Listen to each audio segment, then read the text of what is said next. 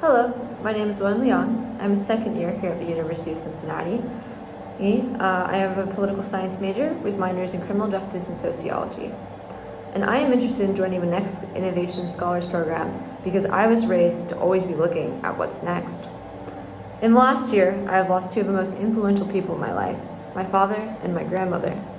And while loss may seem like the farthest thing from innovation, I want to explain how my one desire to innovate is something that is not only motivated by my own desires and curiosity, but is rather the result of a generational influence and encouragement of my family. I believe that the largest element in innovation is the ability and want to dream. And growing up, my family supported every dream I had because when my grandparents came to America, they were not offered the same privileges to be able to act on theirs. My grandfather fled Chairman Mao at the age of 10, and when his parents later returned, they were tortured and killed. And while my grandfather was widely successful and gained citizenship, served in the Korean War, and graduated with a college degree in finance, he was never able to use this college degree in finance because he was only told that he could either open a restaurant or a laundromat. My grandfather then went on to open one of the most successful restaurants in Louisville's history. My grandmother dreamt of being a social worker, but in order to support the family, she had to become the hostess of a restaurant. My grandparents made their collective dream in that moment to create a foundation for a better life for their kids, and they did just that.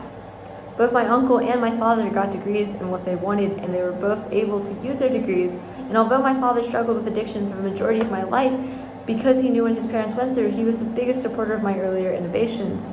When I was 6, I informed my mother that I was going to open a car wash on Saturdays, and my mom didn't think much of it until three different people at our church asked her about the family and friends discount that I had promised them.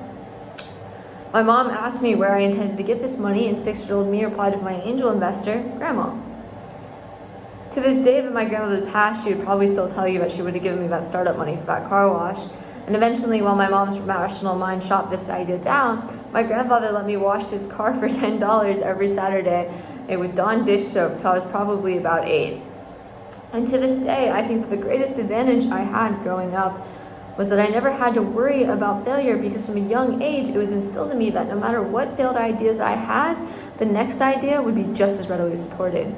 And eventually, in the process of many young and ambitious ideas I had a few successes, whether that be my duct tape purse building company in middle school, or how in high school I was able to lead the initiative of creating an African American Studies curriculum for my school district. Today, with the excitement of every new idea, I feel my dad and grandparents with me, and my family story is one of advancing in what is next. And the resiliency my family has taught me is why I have a deep thirst in understanding what next can look like.